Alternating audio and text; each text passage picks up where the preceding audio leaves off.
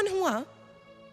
हम तो टीवी में देखते हैं और सोचते हैं असुर वह होगा जिसके बड़े बड़े सींग होंगे, जिसके लंबे लंबे नख होंगे और वो काला सा दिखता होगा।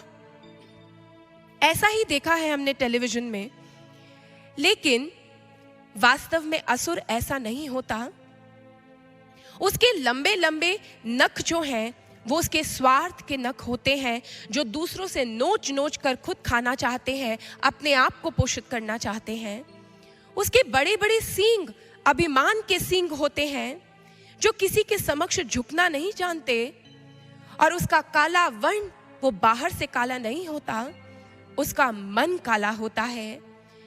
जो वो दिखने में सामान्य व्यक्ति की तरह दिखता है, परंतु उसके भीतर उसने आसुरी संपदा को एकत्रित किया होता है। वह आसुरी संपदा जिसका वर्णन भगवान श्री कृष्ण ने श्रीमद् भगवद गीता में किया, वह कहते हैं दंभो दर्प अभिमानः क्रोधः पारुष्यमेव च। वह कहते हैं दंभ, दर्प, अभिमान, ये जो सारी वृत्तियां हैं, जब एक व्यक्ति अपने भीतर इन वृत्तियों को सहेज लेता है, इस आसुरी संपदा को सहेज लेता है, तो वह असुर बन जाता है। बाहर से दिखने में सामान्य लगता है, लेकिन उसके भीतर से ये निकृष्ट वृत्तियां प्रकट होने लगती है और वो नकारात्मकता का एक ऐसा सघन पुंज बन जाता है जो समूचे समाज को फिर आतंकित करता है, त्रस्त करता है। परंतु वेदव्यास जी ने केवल असुर शब्द का प्रयोग नहीं किया है, उन्होंने असुर से पहले महिष शब्द का भी प्रयोग किया है, ये प्रीफिक्स ऐड किया है। इस महिष शब्द का क्या अर्थ है, क्यों लगाया उन्होंने ये प्रीफिक्स? क्योंकि वह एक विशेष मनोवृत्ति की ओर इंगित कर रहे हैं। चलिए इसे भी समझते हैं कि महिष का अर्थ क्या है। महिष का अर्थ जब आप संस्कृत हिंदी शब्दकोश में देखेंगे तो उसके दो अर्थ आपको मिलेंगे। पहला अर्थ, एक नर भैंस को अर्थात भैंसे को कहा जाता है महिष। और भैंसा एक ऐसा प्राणी है जिसके भीतर बहुत शक्ति है। जब हमारे साइंटिस्ट ने उसके बिहेवियर को स्टडी किया तो उन्होंने पाया कि जंगल के राजा शेर से भी बलवान होता है ये भैंसा, परंतु वो भैंसा डायरेक्शन लेस होता है। उसे नहीं पता कि उसे अपनी शक्ति का प्रयोग कहाँ करना है और वो जहां कहीं जाता है वहां विध्वंस मचाता है। इसी से वेदव्यास जी ने इंगित किया मानव की मन की उस मनोवृत्ति की ओर जिसे विक्षिप्तता कहा जाता है। विक्षिप्त अर्थात पागल, उन्मत्त, जो अपने बल के अभिमान में उन्मत्त है, पागल है, अंधाधुंध कहीं पर भी जाता है, किसी को भी नुकसान पहुंचाता है।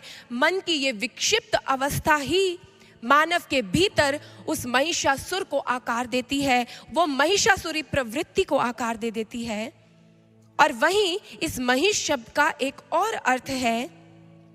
नालंदा शब्दकोश में जब हमने इसके अर्थ को देखा तो पाया कि नालंदा शब्दकोश कहता है कि महिष का अर्थ है अधर्मी राजा, अर्थात वह राजा, वह श्रेष्ठ पद पर आसीन राजा जो अधर्मी है, जिसके जीवन में धर्म है ही नहीं, जिसकी रूल बुक का एक ही मंत्र है कि बस अपने स्वार्थों को पोषित करो और अपनी शक्ति से दूसरों का अहित।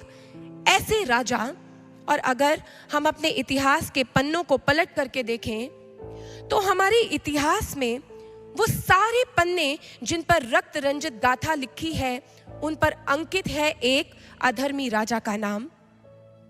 चाहे वो त्रेता युग हो, जब दंडकारण्य में रावण ने ऋषि मनीषियों की अस्थियों के ढेर लगवा दिए, वह उस काल का वो महिषासुर था। चाहे वो द्वापर का समय हो, जब धर्म की नगरी कहलाने वाली हस्तिनापुर कौरवों के शासन में दुर्योधन और उसके भाइयों के अधर्म के चलते वो अधर्म की नगरी बन गई। वो कौन थे? वो उस काल के महिषासुर थे, जो जिनके पास शक्ति थी परंतु अपनी शक्ति में उन्मत्त होकर उन्होंने चारों दिशाओं में विध्वंस का विस्तार किया, आतंक का विस्तार किया।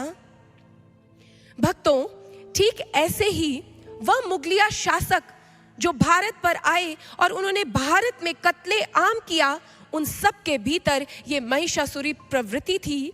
वह हिटलर जिसने कॉन्सेंट्रेशन कैंप्स का निर्माण किया और ज्यूस को जिंदा जला दिया उन गैस चेंबर्स में, वो कौन था? वो उस काल का महिषासुर ही था। यूं हमारे इतिहास में जितने भी ऐसे लोग थे जिनके पास पावर थी, शक्ति थी, लेकिन उन्होंने उस शक्ति का अंधाधुंध प्रयोग किया, दूसरों का विध्वंस करने के लिए प्रयोग किया, उन सब के भीतर वो महिषासुर ही था जो प्रबल हो गया था। हर ओर हर इकाई का शोषण किया उन्होंने। इस महिषासुर प्रवृत्ति का, आतंक का विस्तार कर दिया और इस महिषासुर प्रवृत्ति का आज भी बोलबाला है। आज भी हम चारों दिशाओं में विध्वंस देखते हैं, शोषण देखते हैं, इकाइयों का शोषण देखते हैं।